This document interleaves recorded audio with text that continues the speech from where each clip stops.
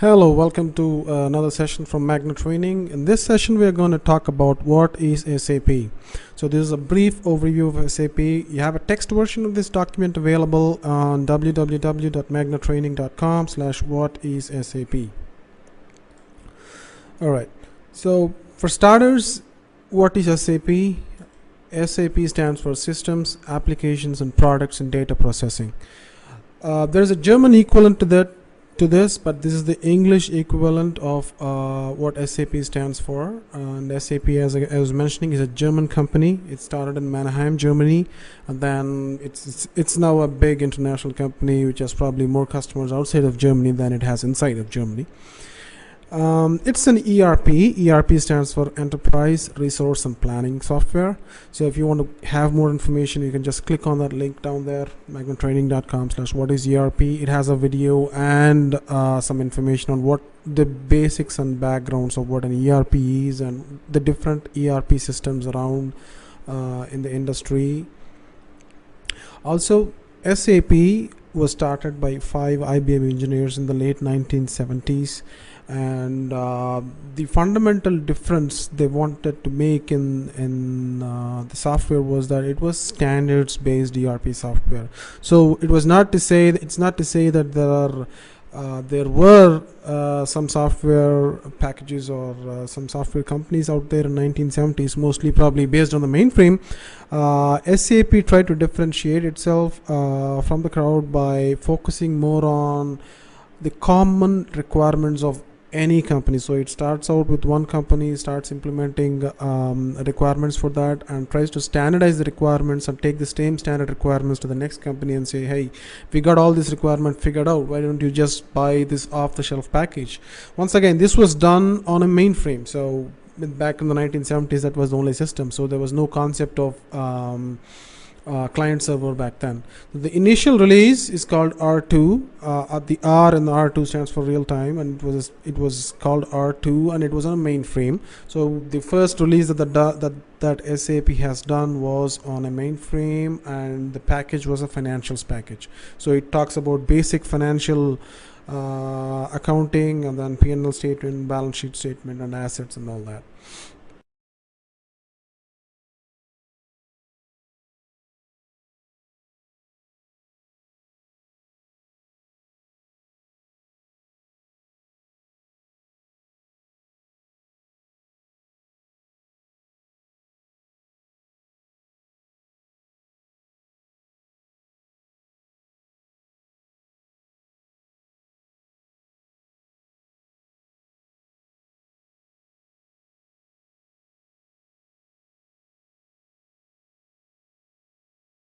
that are mostly complementing SAP's existing R3 functionality. They are called new dimension products. We'll talk about that later on the slides. And the interesting point to note here is that they're all based on the software called they are all based on a technology called SAP NetWeaver, which is a standards compliant technology from SAP, which enables it to put its information on the web. For more information on NetWeaver, you can just go to www.magnatraining.com/whatisNetWeaver. Alright, so who uses SAP?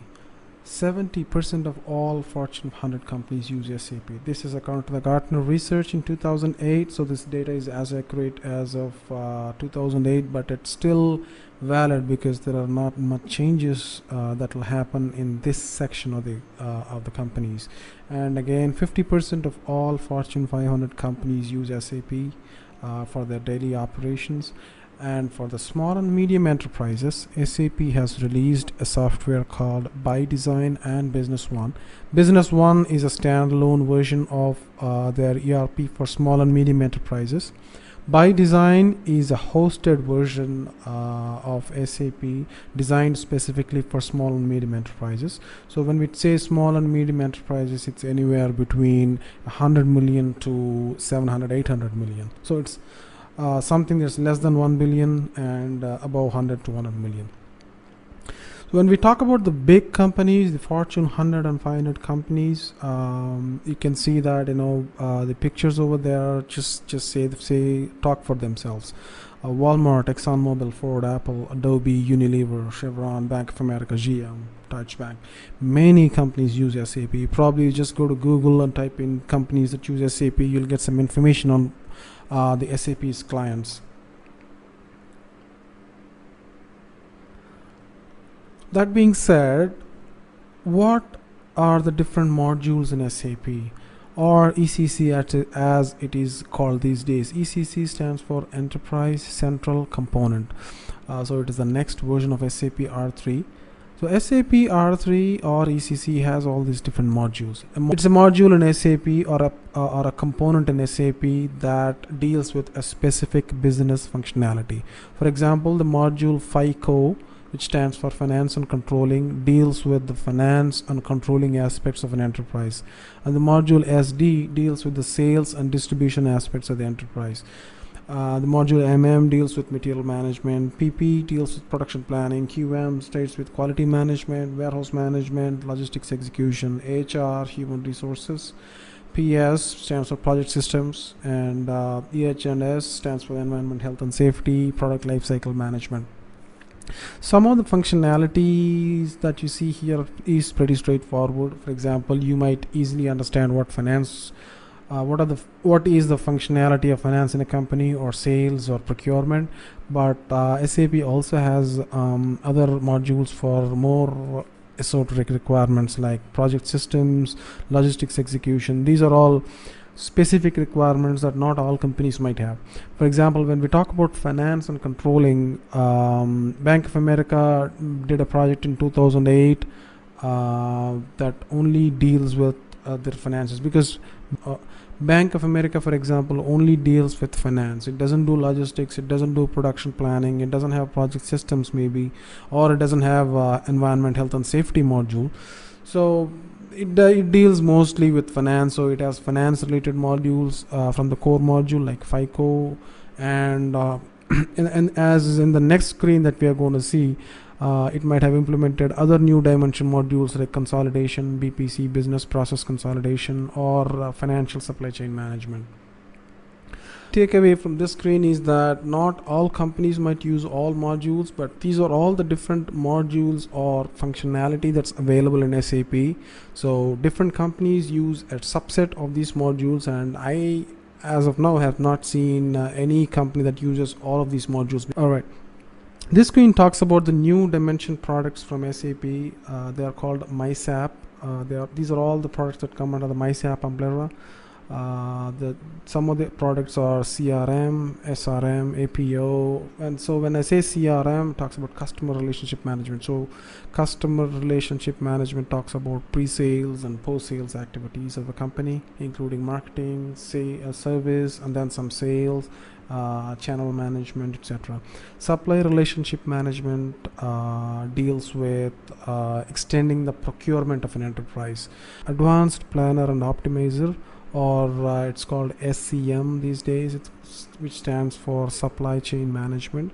This deals with demand planning in an enterprise based on historic reports or based on seasonality. And BI is the business intelligence module, which is the data warehousing module. It also has a small reporting interface as well. Since SAP has bought BO, which stands for business objects, so most of the reporting is being done in BO now.